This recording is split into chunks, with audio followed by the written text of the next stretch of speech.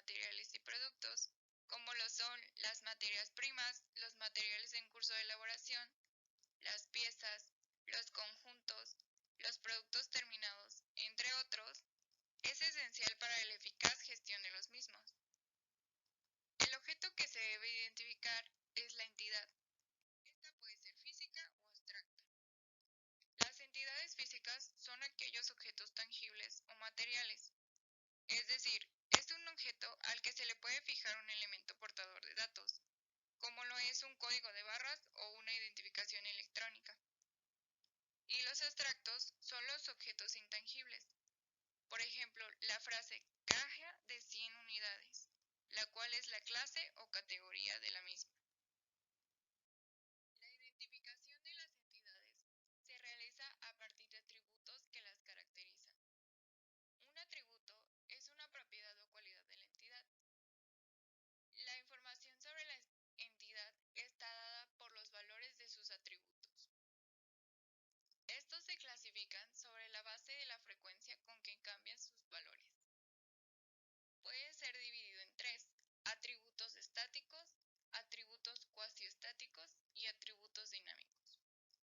El primer atributo es el estático, cuyos valores no cambian a lo largo de la vida de la entidad. El segundo es el cuasiestático, cuyos valores cambian infrecuentemente en la vida de la entidad. Y por último, son los dinámicos, cuyos valores cambian frecuentemente. Estos atributos se clasifican según el tipo de información que contienen. La información puede ser de control, descriptiva, de estado y de política. El primero es el de control, la cual es la información que permite controlar un grupo particular de entidades, aplicar determinadas políticas a las mismas y proporcionar más detalles de ellas. Un ejemplo puede ser el número de identificación del producto o el tipo de producto. El segundo es la descriptiva, la cual es la información complementaria que amplía la descripción de la entidad. Por ejemplo, el nombre del artículo, el material o sus medidas. La información de estado indica ciertas condiciones de la entidad. Por ejemplo, la entidad de la existencia, la pedida o la cantidad a entregar.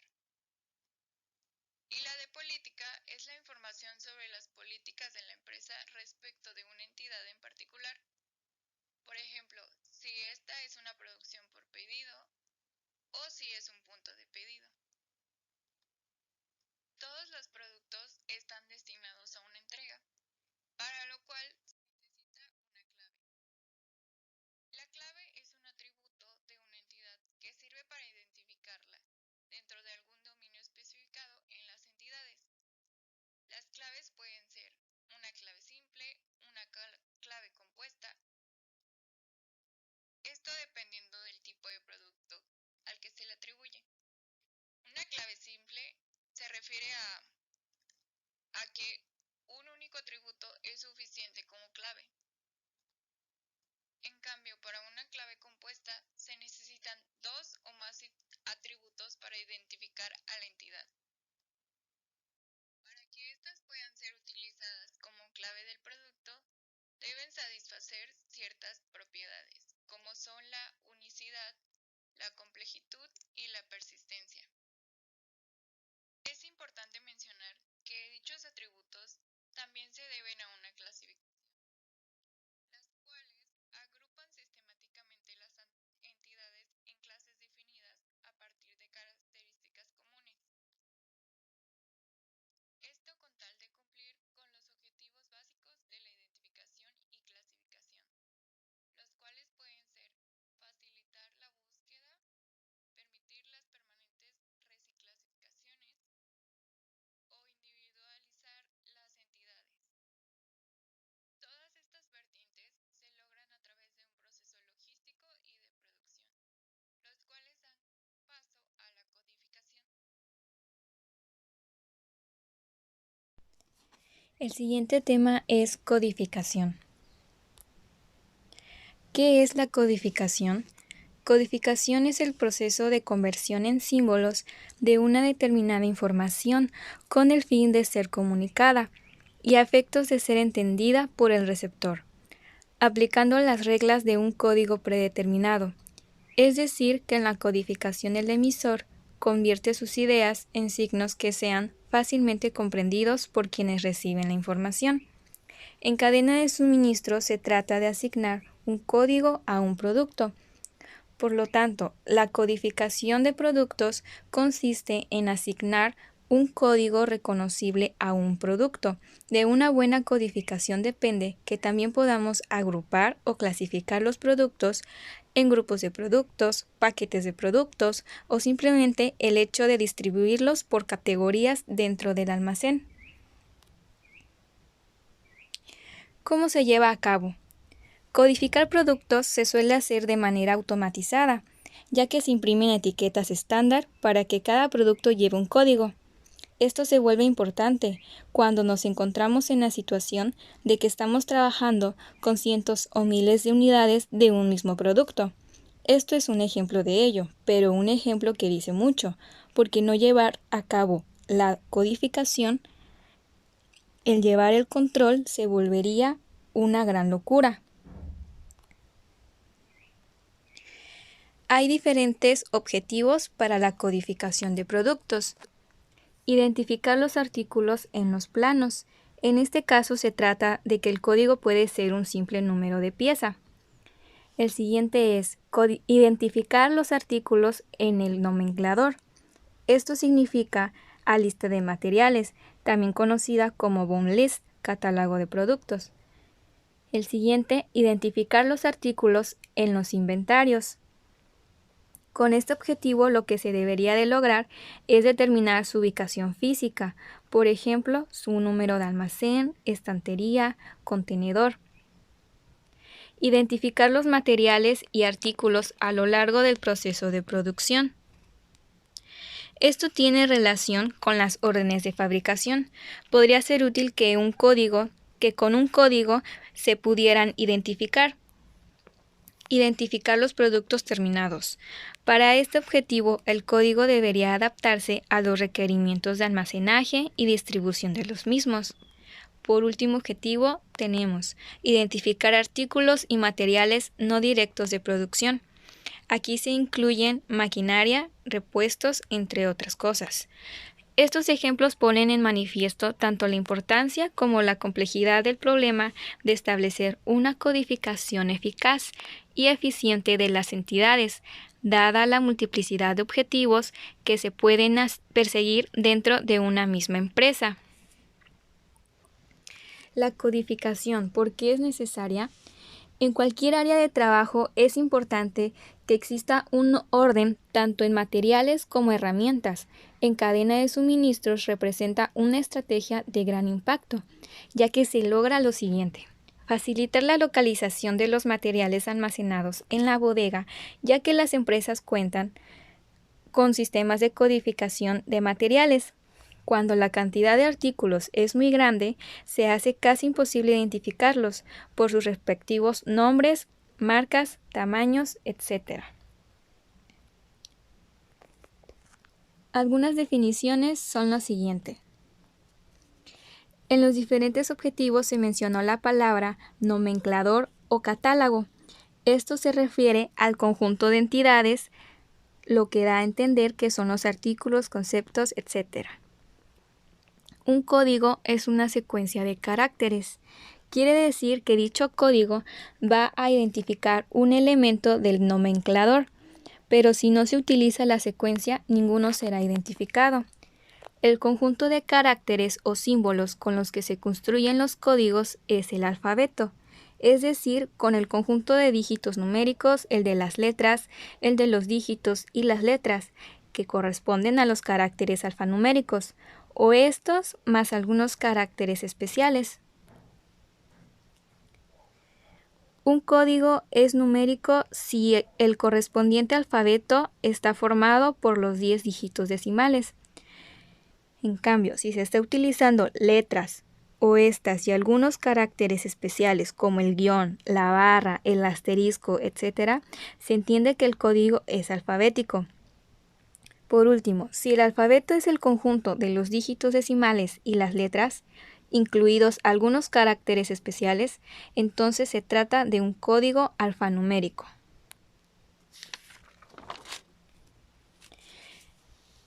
En cuanto a su estructura, puede ser desde un simple número de orden correlativo, sin ninguna significación, hasta una serie de caracteres o de grupos de caracteres, cada uno de ellos en un determinado significado.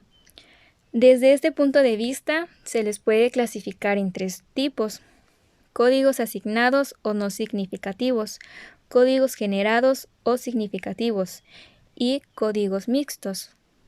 Vamos a ver cada uno de ellos. Los códigos asignados o no significativos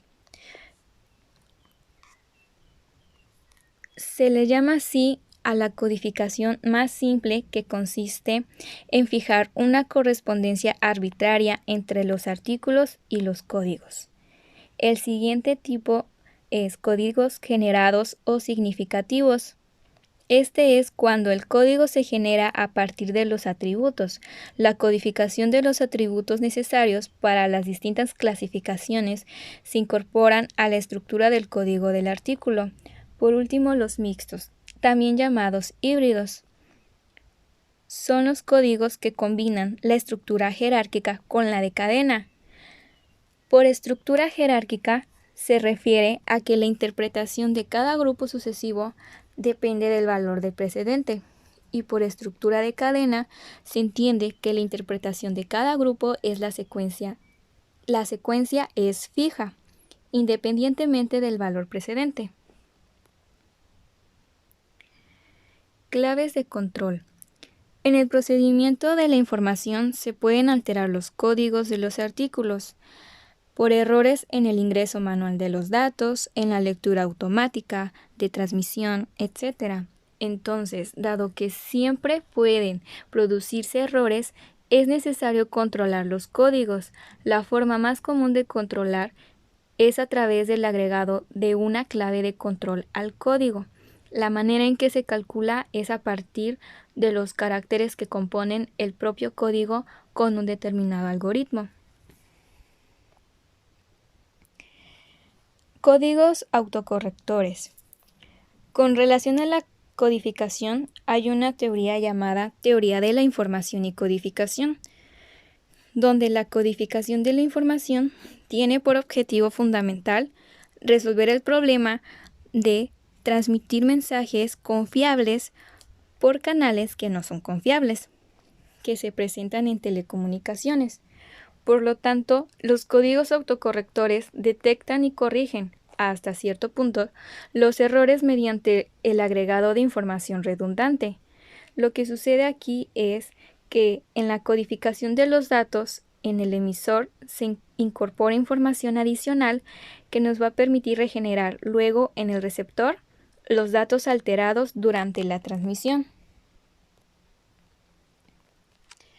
Vamos a hablar sobre las características de la codificación.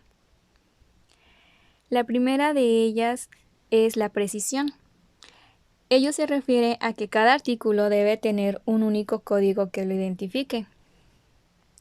La estabilidad significa que no tenga modificaciones, porque desencadenarían graves dificultades. La concisión quiere decir que es recomendable usar la menor cantidad de dígitos posible, reducir al mínimo los caracteres alfabéticos y evitar el uso de caracteres especiales. La comodidad de empleo se trata de los códigos significativos, porque facilitan el reagrupamiento de los artículos según distintas necesidades. La facilidad de asignación quiere decir que cuanto más simple es el sistema de codificación, más fácil es el proceso de asignación de los códigos. Por última característica está la seguridad. Esto es en relación a los errores de lectura, transcripción y transmisión de la información, por lo que se deben utilizar claves de control para verificar la veracidad de los códigos. Criterios de codificación. La preferencia por alguna de las alternativas posibles depende de las necesidades y objetivos de la empresa, siendo posible utilizar códigos no significativos y asignar la descripción de los atributos a otros campos de información que no forman parte del código. Para las clasificaciones necesarias en las distintas aplicaciones se deberán usar esos campos. Usar códigos significativos, híbridos en la mayoría de los casos, preferentemente numéricos, que contengan en su estructura todos los grupos necesarios. Es la alternativa más delicada desde el punto de vista de la estabilidad. Aplicar una codificación mixta con por lo menos un grupo significativo, en general el grupo fundamental, y para el resto de una numeración secuencial no significativa. Esta alternativa requiere, como el primer caso, de campos de clasificación que no forman parte del código. En conclusión con la codificación, podemos decir que en cadena de suministros es asignar un código a un producto con la finalidad de reconocer ese producto, ya que de no hacerlo no podría llevarse a cabo un correcto control de los materiales que se tienen almacenados en bodega. Ahora, de lo que se hablará es de la clasificación en tecnología de grupos. Bueno, a mí me tocó exponer el tema de la clasificación y codificación en tecnología de grupos. Su función.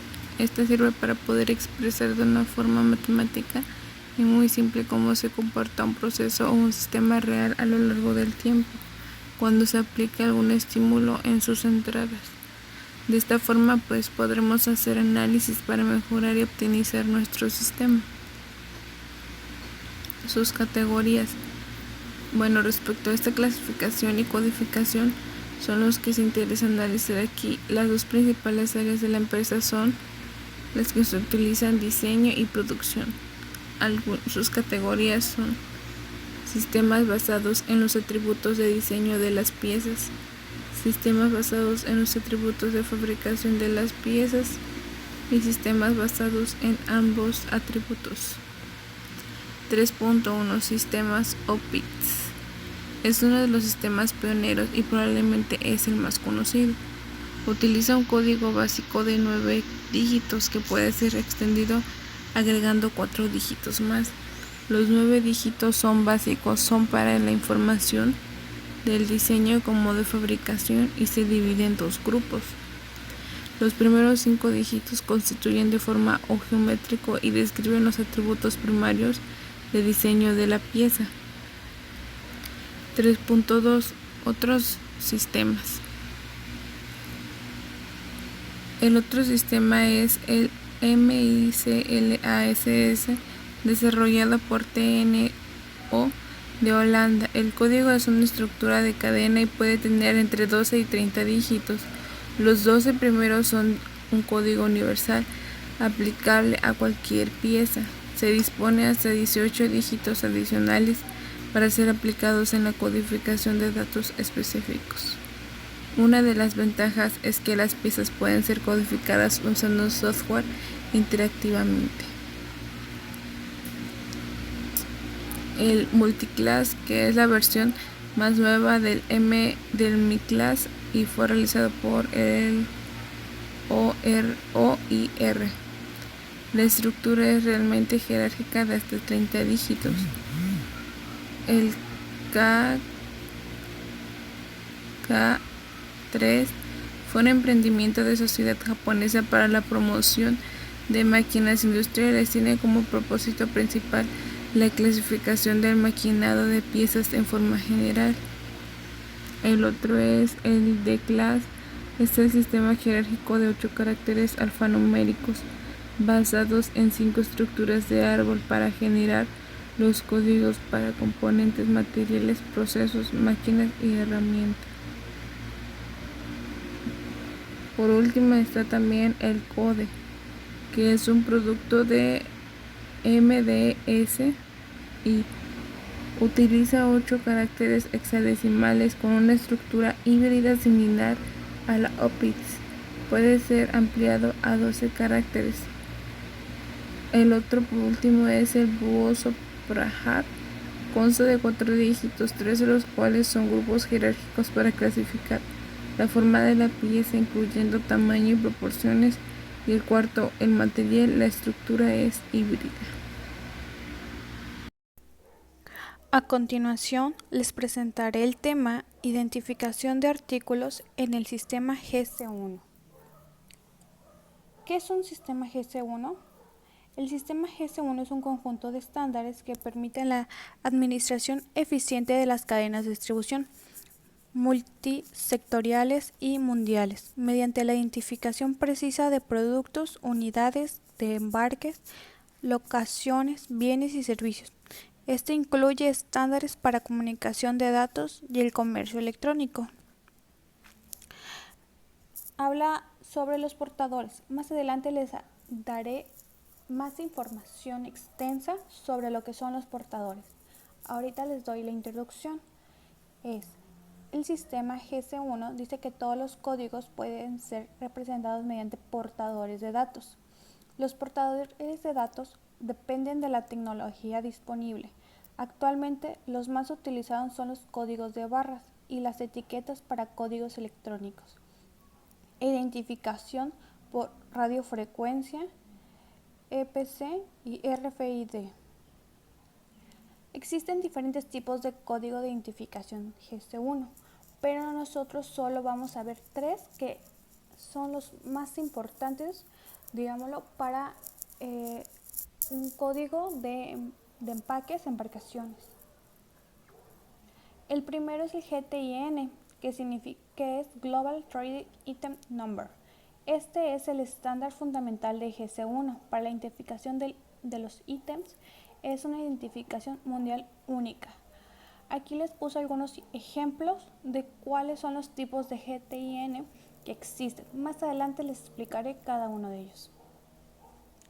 El GTIN son los ítems que pueden ser productos que son vendidos, despachados y entregados en distintos puntos de cadena logística. Este incluye desde las materias primas hasta los productos para el consumidor final y también servicios, todos con sus correspondientes características predefinidas. Los artículos se codifican con un GTIN utilizando 4 estructuras posibles, que es el GTIN 13, el 12, el 8 y el 14, que tienen respectivamente 13, 12, 8 y 14 dígitos, como se menciona. En todos los casos, el último dígito es el número de control 10, módulo 10. Como ya les había mencionado, en los GNTI se clasifican por lo siguiente. El código GTI se utiliza para la identificación de artículos para su posterior escaneo en los puntos de venta de minoristas. El código GTI 13 se puede utilizar para aplicar internas de la empresa, en este caso prefijo GCI, es decir, 20 al 29, asignando a la OM seguidos por un número interno 10, definido por la empresa y del dígito de control módulo 10. Otros son el GT8. Este código utilizado únicamente cuando el artículo es muy pequeño. Para colocarlo, el código GTIN. Esta fórmula está formado por el prefijo GCI, un número de artículo asignado por la OM, que es el prefijo completa 7 dígitos, y el dígito de control, la simbología de barras, es la EAN8. El GTIN 12 es completamente similar del GTIN 13. Utiliza el prefijo de empresas, que es un subconjunto de prefijos de empresas GCI. La simbología de código de barras es la UPC-A y UPC-E. El GTI 14 es el que ocupa las medidas comerciales que contienen productos idénticos siempre y cuando no pasen como tales por un punto. Por consiguiente, otro código es el Global Location Number. Es un número que se utiliza para identificar de manera única una compañía u organización como entidad legal. Asimismo, es utilizada para identificar la locación física, como plantas, depósitos y hasta estándares específicos de un almacenamiento u áreas funcionales dentro de la organización. Entre sus características se identifica el prefijo de empresa, que es el GCI, y el número de empresa, y es el mismo puesto que es la identificación mundial única de la empresa. Luego sigue la referencia de localización y el último es el dígito de control número 10. Otro código que es el CCC Serial Shipping Container Code es el código seriado de contenedor de empaques.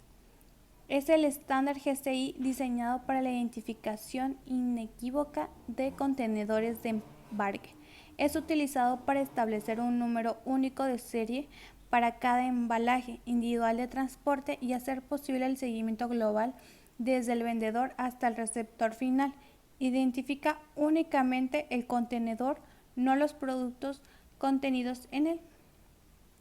Entre sus características destacan que se compone de 18 dígitos. El primero es un dígito de extensión, los 16 siguientes son para el prefijo de la empresa GCI y el número de serie de la referencia de la unidad logística. El último es el dígito de control. El prefijo de la empresa GCI es el mismo de los dígitos GT y N. El número de referencia seriada es asignado por la empresa. La forma más sencilla de hacerlo es con una numeración secuencial, rellenando con ceros a la izquierda para completar los dígitos. El dígito de control es módulo 10. Ahora sí, anteriormente ya les he hablado sobre los portadores. Ahora les voy a hablar más extenso qué son los portadores de datos y cómo es su clasificación. ¿Qué son? Los portadores de datos, como ya antes mencionado, son medios que cambian con la evolución de las tecnologías.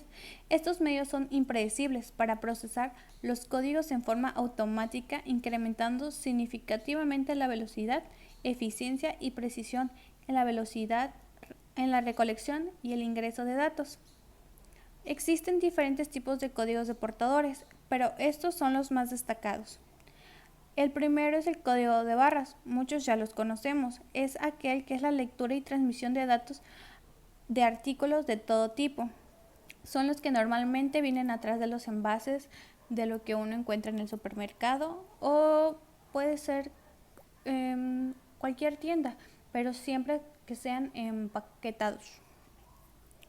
Un código de barras convencional, unidimensional o lineal es un conjunto de barras y espacios paralelos adyacentes de distintos anchos. Los espacios también codifican información igual que las barras. El código IAN son los símbolos estándares de la organización GCI para los códigos GT y N-13, 12 y 8. Es un ejemplo de los códigos IAN 13 y 8, ampliados donde el símbolo indica las zonas calmas. El código 25 es el intercalado de ITF o de 2 de 5 intercalados. Es una simbología para códigos numéricos de cualquier número par de dígitos. Al ladito les muestro una imagen de cómo es. El otro es la simbología ITF-14. Es un estándar de la organización GCI para el código GTIN14, que puede ser usada cuando la calidad del material en el que debe imprimir el código, por ejemplo cajas de cartón corrugado, no es suficientemente buena para lograr una correcta impresión con otras simbologías. El código 39 o 3 de 9 fue la primera simbología para códigos alfanuméricos de aplicación general en la industria, no para puntos de venta minorista. Se codifica con símbolos compuestos con 9 elementos, 5 barras y los 4 espacios comprendidos por ellas. 3 de los 9 elementos son anchos y los demás angostos, de ahí el nombre del código. Por último, el código 128 es una simbología para códigos alfanuméricos de longitud variable, de alta densidad, que incluye un carácter de control. Puede codificar todos los caracteres, así son 128 caracteres y utilizado un carácter de extensión. Puede incluir la los caracteres latinos. Y bueno, esto fue todo de parte de nosotros. Muchas gracias por la atención prestada